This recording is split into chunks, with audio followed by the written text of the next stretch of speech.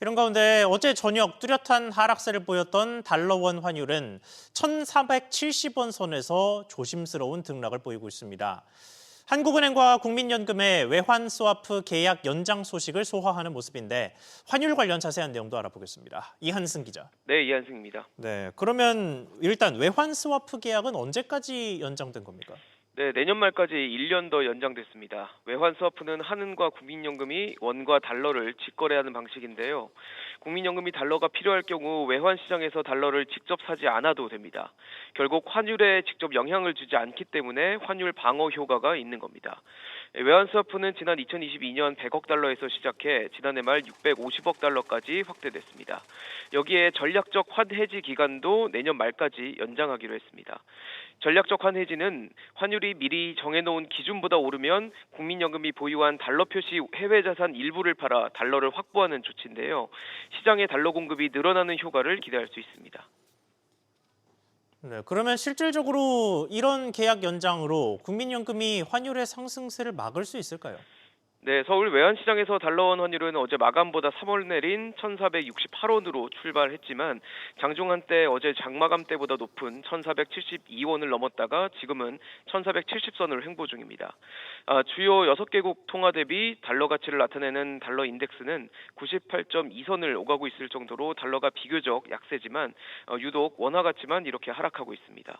일각에서는 국민연금을 활용한 대책은 미봉책일 뿐 환율 불안을 근본적으로 해소하기에는 역부족이라는 지적도 있습니다. 최근에 환율 불안은 개인과 연금 등 해외 투자가 늘어나고 기업들이 달러를 쌓아놓는 게 한 원인으로 지목됩니다. 여기에 그동안 시중에 과도하게 풀린 풍부한 유동성 때문이기도 합니다.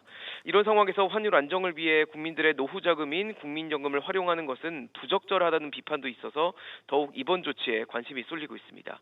SBS 비즈 이한승입니다.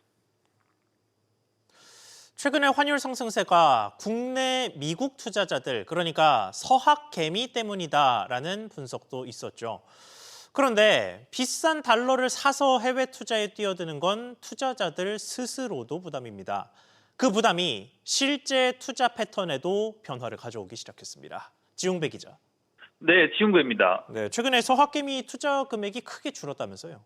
네, 한국예탁결제원에 따르면 지난 6일에서 12일 약 2억 3천만 달러, 우리 돈 3,370억여 원을 순매수했는데요. 이는 직전주 10억 달러 순매수와 비교해 80% 가까이 급감한 수준입니다. 2주 전 순매수 결제액 13억 7천만 달러와 비교해선 80% 넘게 쪼그라들었습니다.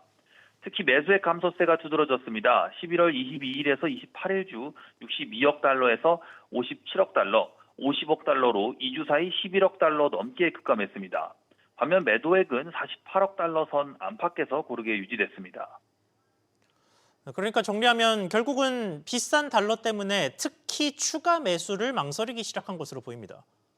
네, 원달러 환율이 고공행진 흐름을 보이며 미국 주식 투자를 위한 환전에 부담을 느낀 투자자가 늘어난 것으로 보입니다.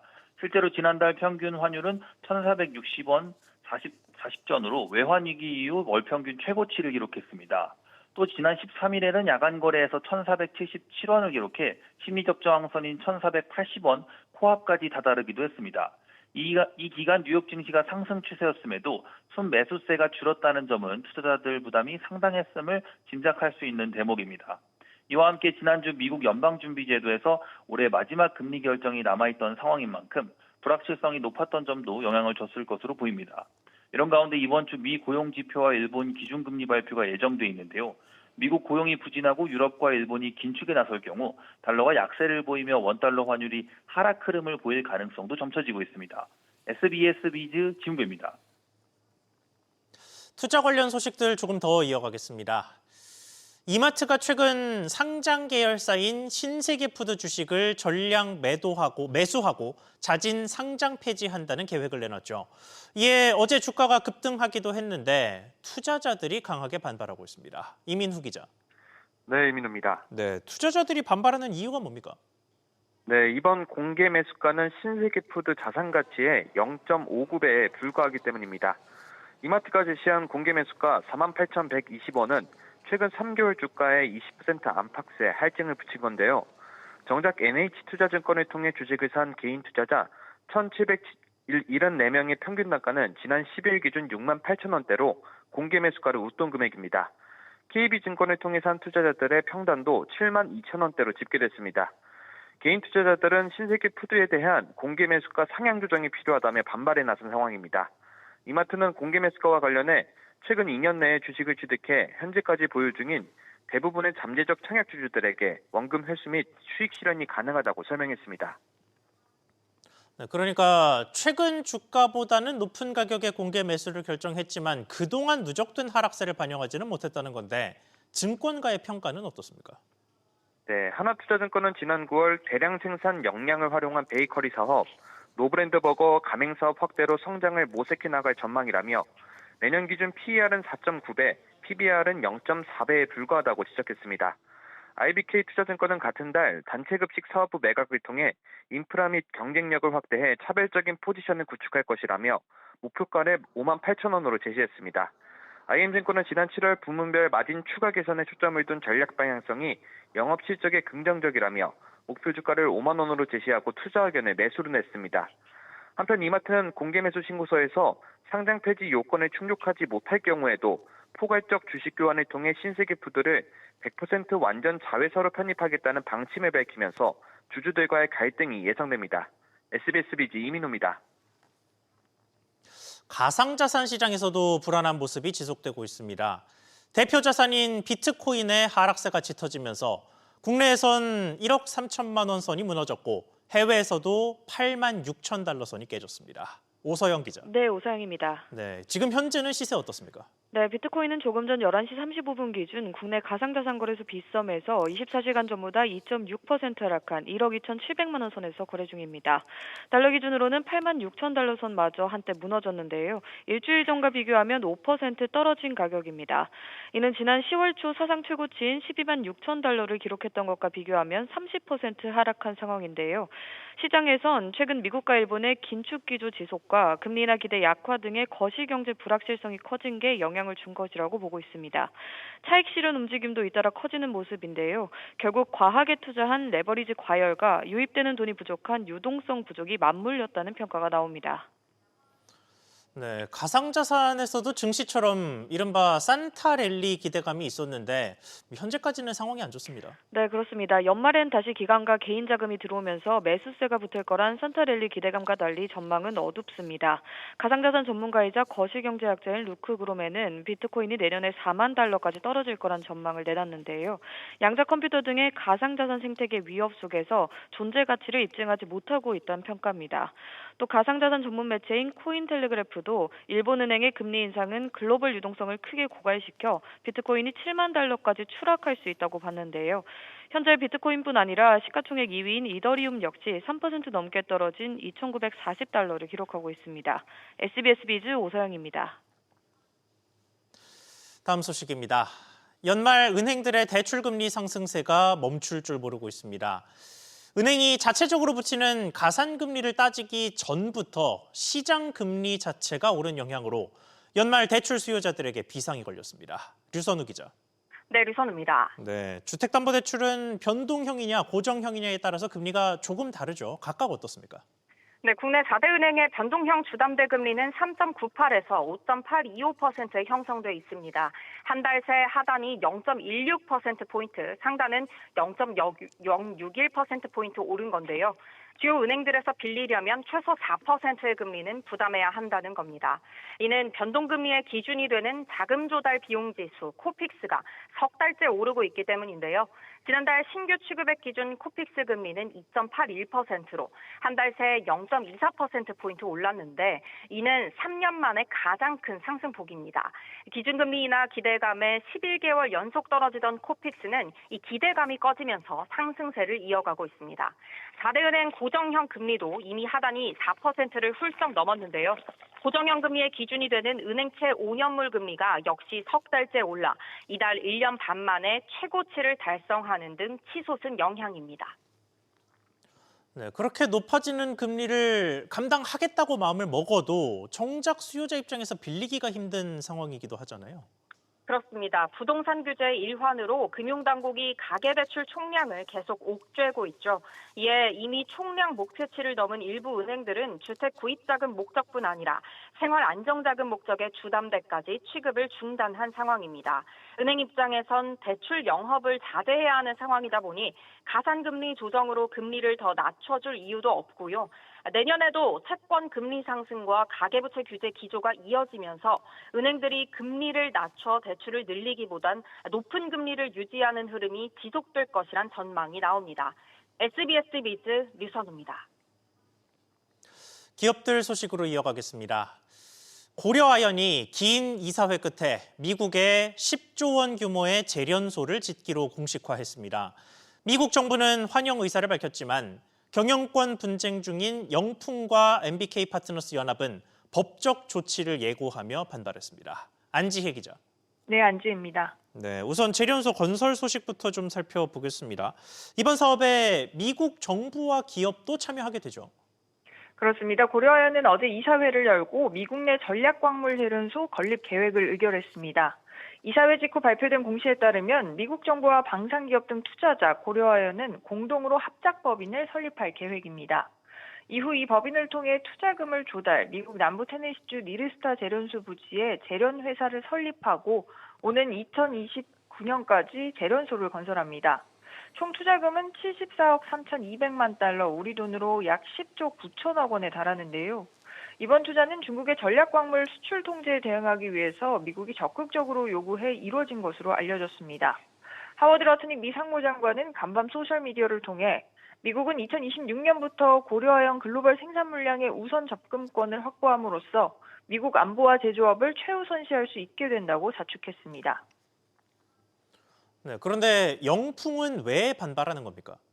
네, 미국의 투자로 인해 생길 고려아연 지분율 변동 때문입니다. 현재 영풍 MBK 연합은 고려아연 지분의 약 47%가량을 소유한 최대 주주입니다.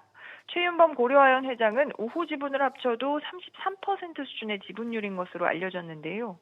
미국이 참여한 합작법인은 제3자 배정 유상증자를 통해서 앞으로 고려아연의 지분 10%를 소유하게 될 것으로 보입니다. 이 10%가 최 회장의 우호 지분이 된다면 영풍연합 때 최 회장 양측의 지분은 엇비슷한 수준으로 재편됩니다. 영풍 측은 이번 투자가 경영권 방어를 위한 백기사 유치라면서 법원에 신주 발행 금지 가처분 신청을 제기할 계획이라고 밝혔습니다. SBS 비즈 안지혜입니다. 자, 그런데 지금 거론된 MBK 파트너스는 최근에 안 좋은 쪽으로 특히 유명세를 탔죠. 홈플러스의 기습 회생 신청에서 시작된 각종 논란 끝에 급기야 금융당국의 중징계가 예고된 상태입니다. 금융당국은 내부 통제 의무 위반 혐의를 포함해 위탁 운용사 적격성까지 심의하는 것으로 확인됐습니다. 윤지혜 기자. 네, 윤지혜입니다. 네, 지금 당국의 징계 논의 단계가 어디까지 와 있습니까? 금융감독원은 오는 18일 제재심의위원회에서 MBK 파트너스에 대한 복수의 안건을 상정할 예정입니다.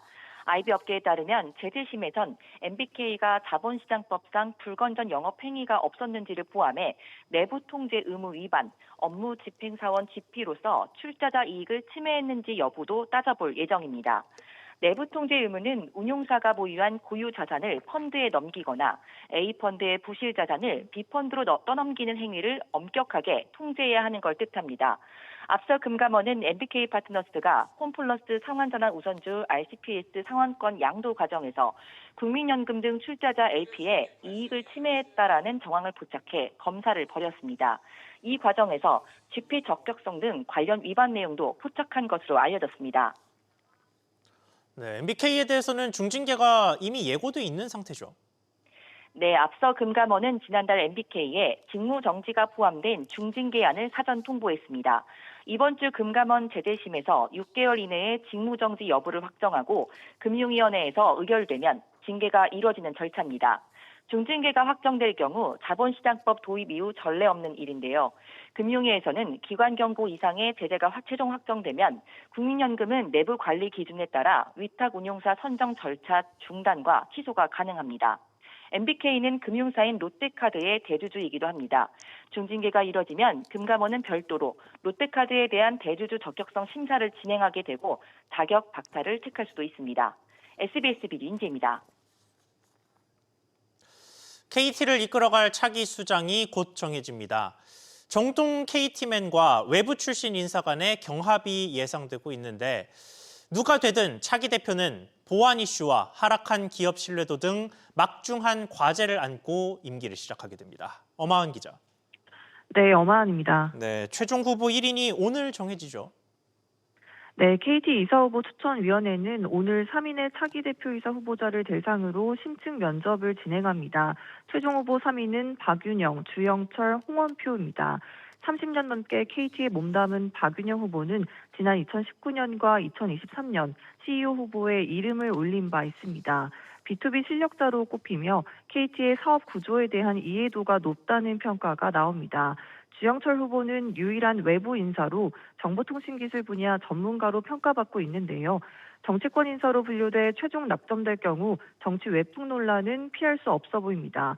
홍원표 후보는 KT 출신으로 삼성전자 등을 거쳐 SK 쉴더스 대표를 맡았습니다. KT는 내년 3월 정기 주주총회를 통해 대표이사를 공식 선임합니다. 자, 그러면 차기 대표에게 주어진 과제는 구체적으로 어떤 것들이 있습니까? 보안 대응 능력 강화와 함께 경영 공백을 메워야 하는 과제를 떠안게 될 것으로 보입니다. 이미 불법 펜토스를 이용한 무단 소액 결제 사태와 서버 해킹 등 보안 이슈가 잇따라 발생한 바 있는데요. 민간 합동조사단 중간조사 결과 악성 코드 감염 서버를 발견하고도 신고하지 않은 것으로 드러나면서 은폐 의혹까지 제기된 상황입니다. 떨어진 기업 신뢰도를 올리는 것과 함께 인공지능 분야 신사업에 속도를 내야 할 과제도 맡게 될 전망입니다. SBS 비즈 엄하은입니다. 내년 실업급여가 처음으로 월 200만 원을 넘어섭니다. 최저임금 인상에 맞춰 상한액이 6년 만에 인상되는데요. 최저임금을 앞지르게 되면서 일하는 것보다 실업급여를 받는 게 나을 수도 있는 상황이 됩니다. 취재기자 연결해 보겠습니다. 서주연 기자. 네, 서주연입니다. 네, 이번 실업급여 상한액이 얼마나 오르는 겁니까? 네, 내년에 월 실업급여 최고액이 204만 3천 원으로 오릅니다.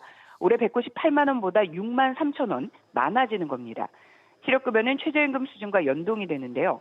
최저임금 인상에 따라 내년 실업급여 하한액이 198만 원을 넘기면서 상한액을 웃도는 상황이 되자 상한액을 별도로 올리게 된 겁니다.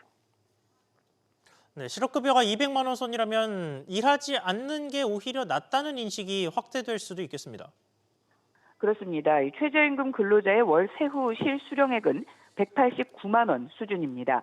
실업급여 최고액이 204만 원대니까 최저임금으로 일하는 사람보다 더 많은 돈을 받는 상황이 현실화되는 겁니다. 이 때문에 구직급여의 전반적인 개편이 필요하다는 목소리가 높습니다. 또 재원에 대한 우려도 큽니다.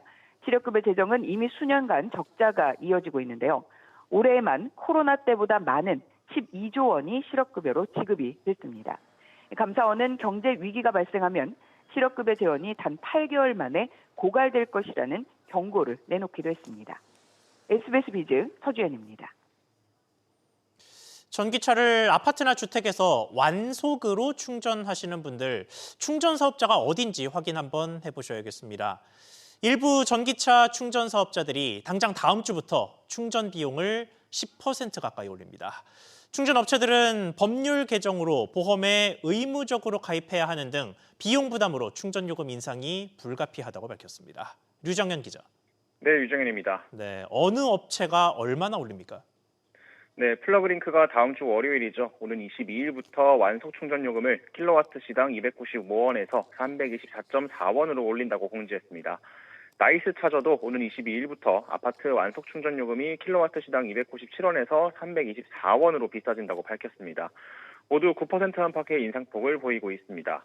완속 충전기는 주로 주택이나 아파트 등에 설치되는 만큼 전기차를 자가용으로 타는 소비자들의 부담도 그만큼 커질 전망입니다. 배터리 용량이 84kWh인 아이오닉 5로 예를 들면요. 단순 계산으로 기존에는 완전 충전까지 24,780원 정도가 들었다면 다음 주 월요일부터는 27,250원 정도입니다. 한 번 완전 충전을 할 때 드는 비용이 2,500원 정도 더 비싸지는 겁니다. 네, 충전 사업자들이 요금을 올리는 구체적인 이유도 전해주시죠. 네, 공통적으로 꼽은 건 제도적인 이유입니다. 플러그링크와 나이스차저 모두 충전시설 사업자의 보험 가입과 충전 설비 정기 안전 점검 의무화로 비용 부담이 늘었다고 설명했습니다. 전기차 충전 사업자들의 책임보험 의무 가입은 지난 5월 전기안전관리법 개정으로 부과된 바 있습니다. 전기차를 충전하다가 화재가 발생해 큰 피해로 이어지는 사고가 잇따르면서 관련 법률이 개정된 겁니다. 이런 제도적 변화는 다른 전기차 충전 사업자에게도 당연히 공통적으로 적용되는데요. 따라서 보험 가입 의무화 등을 이유로 충전 요금을 올리는 업체들이 앞으로 더 늘어날 가능성도 있어 보입니다. SBS 비즈 유정현입니다. 미국발 보호무역주의 확대 움직임 속에서 한국과 영국이 자유무역협정 FTA 개선 협상을 약 2년 만에 타결했습니다. 우리나라 주력 수출품인 자동차 무관세 혜택 범위가 확대됐는데 취재기자 연결해 보겠습니다. 정광윤 기자. 네, 정광윤입니다. 네, 이번 협상 타결로 우리가 어떤 영향을 받게 됩니까? 가장 눈에 띄는 품목은 지난해 대형 수출 4분의 1 이상을 차지한 자동차입니다. 기존에는 한국, 영국산 부품을 쓰거나 각국 공장에서 조립하는 등 자동차 부가가치의 55% 이상이 양국에서 발생해야 10%인 관세가 면제됐습니다. 하지만 이번 협상으로 이 기준이 25%까지 낮아졌습니다. 이에 따라 배터리 재료인 리튬, 흑연 등 가격에 따라 부가가치가 크게 달라지는 전기차가 혜택을 볼 것으로 예상됩니다. 또 화장품 같은 화학제품과 만두, 떡볶이, 김밥, 김치 같은 가공식품도 한국이나 영국에서 생산하면 기존과 달리 무관세 혜택을 받을 수 있게 됐습니다. 이 밖에 영국은 고속철도 시장과 온라인 게임 시장도 추가로 개방하기로 했습니다. 네, 그런데 이번 협상을 그냥 FTA가 아니라 FTA 개선 협상이라고 부르는 이유가 뭡니까? 브렉시트, 그러니까 영국의 EU 탈퇴 때문입니다. 이에 따라 기존 한 EU FTA를 기반으로 지난 2021년 한영 FTA를 체결했고 당시 상품 시장은 대부분 개방했습니다. 후속 절차로 지난해부터 수차례 협상과 회담을 거쳐 이번에 구체적인 개선안에 최종 합의한 건데요. 여한구 통상교섭본부장은 보호무역주의 확산으로 불확실성이 커진 통상 환경에서 자유시장 질서를 공고히 하고 유럽 내 핵심 파트너인 영국과 경제협력 관계를 강화하는 계기가 될 것이라고 밝혔습니다. SBS 비즈 정광윤입니다.